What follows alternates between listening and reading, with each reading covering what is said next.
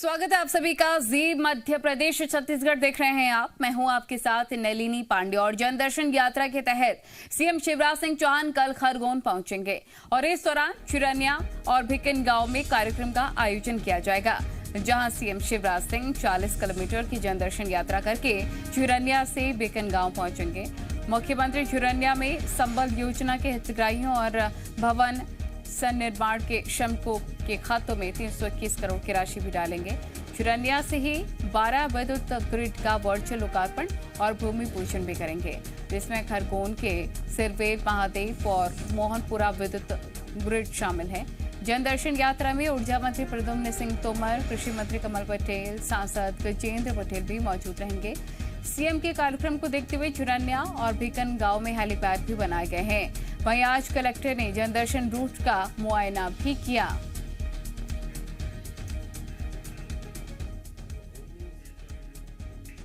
बनने के बाद में हमारे सिरवेल महादेव से जुड़े हुए लगभग 3,500 उपभोक्ताओं को इसका फायदा होगा और लगभग जो मूल गांव जो है इलेक्ट्रीफाइड है, लगभग 14 गांव है और मेरे ख्याल से 125 फालियाँ से बड़े फालियाँ हैं। इनको हम बिजली अभी भी दे रहे हैं, लेकिन एक ग्रिड बनने के बाद में जो है गुणवत्तापूर्ण और गुणवत्ता में निखार आ जाएगा।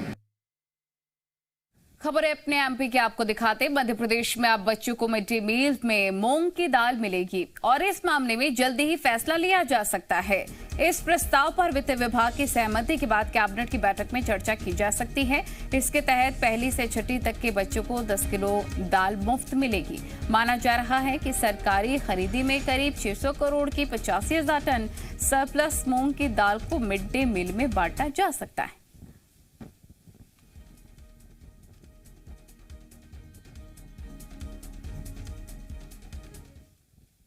मध्य प्रदेश में स्कूली बच्चों को मिड डे मील में मूंग की दाल देने के प्रस्ताव के बाद सियासत भी काफी तेज हो गई है। कांग्रेस ने मांग की है कि सरकार पहले बंद स्कूलों के नाम पर हुए मिड डे मील घोटाले का खुलासा करे।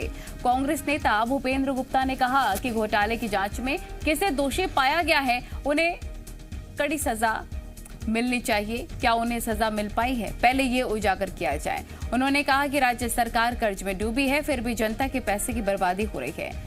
ऐसी योजनाएं भ्रष्टाचार की भेंट चढ़ जाती है। सरकार ये बताए कि जो मिड डे मील योजना में घोटाला हुआ था, कोरोना काल में घर घर मिड डे मील पहुंचाने के नाम पर, उस घोटाले का क्या हुआ, उसकी जांच के क्या परिणाम है, किन लोगों को उस पर सजा दी गई। अभी एक घोटाला सिमटा नहीं कि दूसरे घोटाले की तैयारी शुरू हो गई कि मूंग का घोटाला अब चालू होगा। ये जो योजनाएं हैं, अगर भ्रष्टाचार के लिए ही मध्य प्रदेश में योजनाएं बननी है तो ये बहुत दुखद है। तो मिड डे मील में बच्चों को मूंग दाल देने पर कांग्रेस के आरोपों का बीजेपी ने जवाब भी दे दिया है। बीजेपी का कहना है कि बच्चों के लिए जो हितकारी और पौष्टिक होगा वो बच्चों को मिड डे मील में दिया जाएगा। बीजेपी का कहना है कि भ्रष्टाचार करने वाली कांग्रेस विरोध करती रहे, सरकार बच्चों के हित में फैसला लेती रहेगी। कभी दूध कभी मूंग, या जो लाभकारी हो पौष्टिक हो वो तत्व देने का काम अगर सरकार करती है तो कांग्रेस के पेट में दर्द होता है, क्योंकि ये तो वो लोग रहे हैं जो जिंदा मनुष्यों का राशन भी भ्रष्टाचार में लील गए। तो वो लोग रहे हैं जिन्होंने राशन के नाम पर केवल धंधा चलाने का काम किया। मोदी जी की सरकार तो निःशुल्क राशन भी दे रही है और शिवराज जी की सरकार मूंग भी देगी, दूध भी दे रही है। कांग्रेस को अगर विरोध करना है तो करती रहे। वहीं भोपाल में मेट्रो चुनावी मुद्दा भले ही हो, बीजेपी और कांग्रेस दोनों ही पार्टियां इससे अपनी सौगात बताने का दावा कर रही हैं, लेकिन इसका निर्माण जितनी तेजी के साथ चल रहा है उसे देखते हुए कहा जा सकता है कि ये 2023 के अंत तक भी पूरा हो जाए तो बहुत बड़ी बात होगी। करीब 7 साल पहले साल 2014 में भोपाल मेट्रो की लागत 6,941 करोड़ रुपए आंकी गई थी। इस बीच महंगाई बढ़ी, पेट्रोल डीजल के दाम भी बढ़े और कंस्ट्रक्शन मटेरियल भी महंगा हो गया, जिससे कि इस प्रोजेक्ट की लागत बढ़ने की आशंका है। एक अनुमान के मुताबिक मेट्रो की लागत करीब 9,000 करोड़ रुपए हो सकती है। लगभग 2 साल पहले पूर्व सीएम कमलनाथ ने भोपाल मेट्रो का भूमि पूजन किया था, यानी कि आज इस प्रोजेक्ट को 2 साल पूरे हो गए हैं, लेकिन हकीकत है कि अब तक केवल 6.2 किलोमीटर का काम ही हो पाया है और ये मुद्दा साल 2023 में होने वाले विधानसभा चुनाव में भी बड़ा मुद्दा हो सकता है। लेकिन इसके निर्माण कार्य की धीमी रफ्तार भोपाल वासियों का इंतजार बढ़ा रही है। 2 साल पहले जब भोपाल मेट्रो का भूमि पूजन किया गया था, तब दावा किया गया था कि 23 में भोपालियों को मेट्रो का सफर मिलेगा। मेरे पीछे जो आप तस्वीरें देख रहे हैं भोपाल मेट्रो के निर्माण की, वो तस्वीरें देखकर ये कतई अंदाज़ा नहीं लगाया जा सकता कि 23 में भोपाल मेट्रो का सफ़र भोपालियों को मिल पाएगा। उसकी बड़ी वजह यह है कि निर्माण का कार्य बेहद धीमी रफ्तार से चल रहा है। निर्माण कार्य की रफ्तार धीमी होने के चलते अब जो अनुमानित बजट है उसका दायरा भी बढ़ेगा। पहले राजधानी भोपाल में मेट्रो निर्माण में हो रही देरी को लेकर बीजेपी कांग्रेस अब आमने सामने है। बीजेपी ने कांग्रेस पर ठीकरा फोड़ते हुए कहा कि कमलनाथ ने श्रेय लेने के चक्कर में बिना रोड मैप के भूमि पूजन करके काम को अटका दिया। अब शिवराज सरकार काम को रफ्तार देगी। बीजेपी का आरोप पर पलटवार करते हुए कांग्रेस ने कहा कि बीजेपी मेट्रो को कागजों पर सालों से बना रही थी। हमने सरकार में आते ही भूमि पूजन किया, काम शुरू किया, लेकिन सरकार जाते ही मेट्रो निर्माण की रफ्तार ठंडे बस्ते में चली गई। 2023 में कांग्रेस चुनाव का मुद्दा बनाकर जनता को बताएगी कि मेट्रो की सौगात कमलनाथ ने दी थी। कांग्रेस वापसी करके जनता को मेट्रो सफर जरूर कराएगी।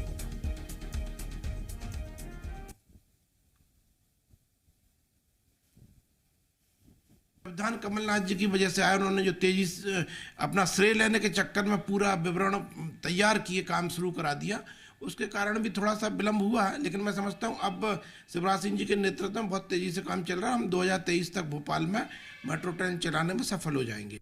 कमलनाथ जी की सरकार वापस आएगी तभी मेट्रो का काम पूरा हो पाएगा। भाजपा सरकार में कछुए की चाल से मेट्रो चल रही है, पूरा काम ठप्प पड़ा हुआ है, केवल लीपापोती हो रही है। 2023 में कांग्रेस पार्टी इस मुद्दे को जनता के बीच में लेके जाएगी और मेट्रो के नाम पर भी जनता का आशीर्वाद कांग्रेस और कमलनाथ जी को जरूर मिलेगा। वहीं दमोह के पथरिया से बीएसपी के विधायक रामबाई का ऑन द स्पॉट फैसले का एक वीडियो सामने आया है। ग्रामीणों ने विधायक से पंचायत सचिव और रोजगार सहायक पर रिश्वत लेने का आरोप लगाया, जिसके बाद मौके पर ही दरबार लगाकर दोनों से रिश्वत के पैसे वापस दिलाए। रामबाई अपने विधानसभा क्षेत्र के जागर गांव दौरे पर गई थी और इसी दौरान ग्रामीणों ने बातचीत में उन्हें बताया कि पंचायत सचिव नारायण चौबे और रोजगार सहायक निरंजन तिवारी ने पीएम आवास और रोजगार कार्ड के नाम पर पैसे लिए हैं। किसी से 5,000 तो किसी से 6,000 रुपए लिए हैं। जिसके बाद रामबाई ने वहीं अपना दरबार लगाकर पंचायत सचिव और रोजगार सहायक को तलब कर लिया। तुरंत गरीबों का पैसा वापस करने का फरमान सुना दिया, जिसके बाद दोनों ने गरीबों के पैसे वापस किए हैं। और इस दौरान रामबाई ये भी कहते सुनाई दी हैं कि आटे में नमक के बराबर भ्रष्टाचार चला जाएगा, मतलब काम के नाम पर 1,500 लिए जा सकते हैं लेकिन मोटी रकम नहीं।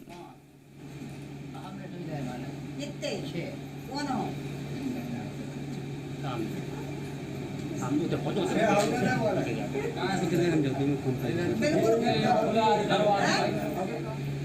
मना नहीं करा और हम भी जाना थे। लोग अंधेर नगरी चौपट राजा चल रहा, लेकिन परिस्थिति देखना पड़ा। जोन आदमी मजूरी कर रहे, जोन आदमी मजूरी के लाने बाहर बास जा रहे, और इनको कुटीर एक कुटीर कितने किया बता 3 आदमी आखिरी मजदूरी की। हाँ, तो मजदूरी की तो ऊपर ऐसे नहीं आ रही है दादा। भगवान जाने नहीं, हम तो जानत हैं, हम तो जान रहे, हमने जानकारी करी जब ऊपर से मजदूरी के पैसा में नहीं आ रहा है। तो पता नहीं, बाकी मैंने बता दी कि 3 मजदूरी हो जाती है। ऊपर से रोक लग गई थी, जैसे माने चलो 5-6 डली है, उसके बाद रोक लग गई थी, ऊपर से बैल लग गई तो 3-4 अलग है। हमारे को सबकी फाइनल हो गई, लेकिन हमारे बननी इनकी किस्त सबसे लास्ट में आई थी। लास्ट में इनकी तुम्हारे खाते में आया भाई मजदूरी के अत्याचार अन्याय कोई भी हमारे तक पहुँच रहा, हमको निराकरण कर है। इतना ही बहुत है कि हम तुम्हें सजा नहीं दे रहे, बस इतना ही कर रहे कि इनके पैसा इनको लौटा है। दूर है समझ ले भाई, तुम्हारे तो 24 घंटा वाले हो ना, परिवार की भाई जाने के उसे जाने के रहे कि नहीं कर। आटे में नमक बरोबर चला इतनी नहीं, लेकिन इतनों नहीं करने हैं भैया के। मध्य प्रदेश कांग्रेस ने बाल कांग्रेस के गठन को टाल दिया है। अब इसका गठन बाल दिवस के मौके पर 14 नवंबर को होगा। बाल कांग्रेस की जिम्मेदारी पूर्व मंत्री बाला बच्चन को दी गई है और कांग्रेस दावा कर रही है कि सितंबर में बाल कांग्रेस का गठन कर लिया जाएगा। 2023 के चुनावों में पहली बार वोट देने वाले युवाओं को साधने के लिए बाल कांग्रेस का गठन होना है, जिसमें 16 से 20 साल के युवाओं को जगह दी जाएगी। युवाओं को कांग्रेस की रीति नीति, आजादी के संघर्ष से अवगत कराने का उद्देश्य है, लेकिन लंबी कवायद के बाद अब तक बाल कांग्रेस अस्तित्व में नहीं आ सकी है।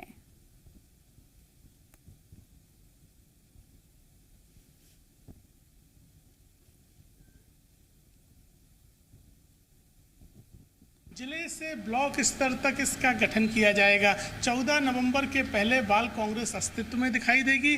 मध्य प्रदेश में बाल कांग्रेस के माध्यम से कांग्रेस पार्टी उन नए बच्चों को कांग्रेस की रीति नीति विचारधारा से जोड़ना चाहती है जिनके पास आज वो विचारधारा नहीं पहुंच पा रही है। कांग्रेस पार्टी नई पीढ़ी को कांग्रेस से जोड़ेगी, स्वतंत्रता आंदोलन से जोड़ेगी, देश की रीति नीति से जोड़ेगी। बाल कांग्रेस निश्चित ही एक बहुत अच्छा विचार है। इससे कांग्रेस पार्टी और नई पीढ़ी दोनों को लाभ होगा।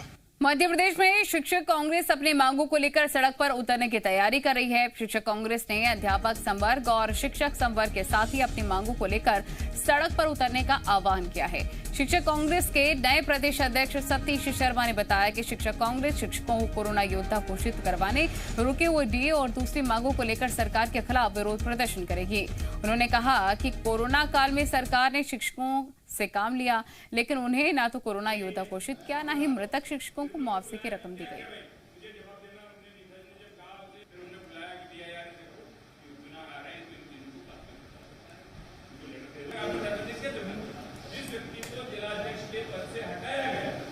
कोरोना में हमारे शिक्षक संवर्ग ने एक चिकित्सक का कार्य किया है, लेकिन आज दिनांक तक सरकार ने उनको कोरोना योद्धा घोषित नहीं किया है। इसका संघर्ष हम करेंगे और सड़क पर उतरेंगे।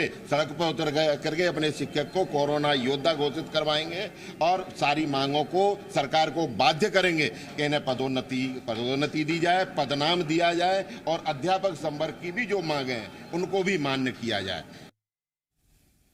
वहीं भोपाल एम्स के deputy director Dhirendra Pratap Singh suspend हो चुके हैं। रिश्वत लेते रंगे हाथ पकड़े गए थे। डिप्टी डायरेक्टर सीबीआई ने 1 लाख रुपए की घूस लेते रंगे हाथों पकड़ा था और धीरेन्द्र प्रताप सिंह ने एक ठेकेदार से मांगी थी रिश्वत। मेडिकल से जुड़े बिल पास करवाने के एवज में यह रिश्वत मांगी गई थी।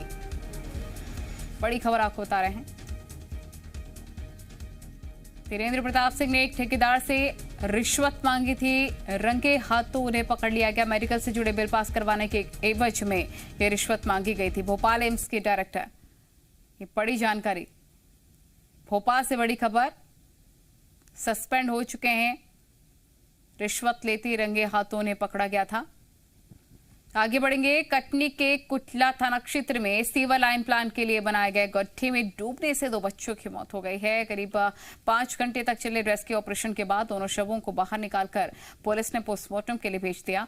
हादसे के बाद लोगों में काफी रोष है। लोगों का कहना है कि पहले से ही प्लांट का विरोध जारी किया जा रहा था। अगर 50 फीट गड्ढा नहीं खोदा गया होता तो हादसा नहीं होता। लोगों का कहना है कि इतना गहरा खोदे जाने से हर समय हादसे की आशंका बनी रहती है। वहीं तहसीलदार ने परिजनों को 4-4 लाख रुपए की मदद का ऐलान भी किया है। क्या उम्र रही बच्चों की? 8 वर्ष दोनों की। 15 दिन अंतर्गत। क्या नाम है उनका? दानेश, पिता का नाम दानेश, बच्चे का नाम किशन। रिश्ते में क्या लगते थे दोनों? भाई थे कि क्या थे? कौन? भाई बहन थे। भाई बहन थे। बच्चों के परिवारों को 4-4 लाख रुपए शासन की तरफ से अगले 15 दिन के अंदर मिल जाएंगे। त्वरित अभी कोई घोषणा की गई? त्वरित 10-10 हजार की घोषणा की गई है। मौके पे मैंने ये पाया कि यहाँ पे काफी गहरा गड्ढा है। लोगों ने बताया कि बांस तक डूब जाता है वहाँ पे और बस्ती के इतनी करीब ये गड्ढा नहीं होना चाहिए था। तो ठेकेदारों के माध्यम से कार्य किया जा रहा है जी। अब इस बारे में विधिवत जाँच करके जो भी कोई इसका दोषी है उसको कार्रवाई की जाएगी। मर कायम करके तत्काल पंचनामा कार्रवाई की जाकर 100 को पीएम हेतु भेजा गया। सर ये किनके द्वारा गड्ढा किया गया था? ये एग्जैक्ट मुझे नहीं मालूम है, लेकिन ये सीवर लाइन वालों के द्वारा शायद निर्मित गड्ढा है और उसी में लगभग 40 फीट गहरा पानी है, उसी के अंदर बच्चे डूबे हैं। क्या इनके ऊपर भी क्या कोई कार्रवाई होगी? जांच पश्चात जिनकी भी गलती होगी, जो भी जिम्मेदार लोग होंगे इसके, उसके विरुद्ध कार्रवाई, वैधानिक कार्रवाई की जा सकती है। वहीं छतरपुर के सोशल मीडिया इन्फ्लुएंसर आरती सिंह ने मंदिर में डांस वीडियो बनाने के मामले में माफी मांग ली है, लेकिन उनकी मुसीबत कम नहीं हुई है। हिंदूवादी संगठनों की शिकायत पर कोतवाली थाने में एफआईआर दर्ज कर ली गई है। दरअसल आरती साहू ने जनराय टोलिया मंदिर परिसर में इस डांस का वीडियो बनाया था, जिसके बाद सनातन परंपरा को बदनाम करने का आरोप लगाते हुए हिंदूवादी संगठनों ने विरोध शुरू कर दिया। मंदिर के महंत भगवान दास को जब डांस वीडियो बनाए जाने की जानकारी लगी तो उन्होंने आरती और उनके परिवार को बुलाकर समझाया। आरती साहू ने अपने अकाउंट से सभी वीडियो डिलीट कर दिए, माफी मांग ली।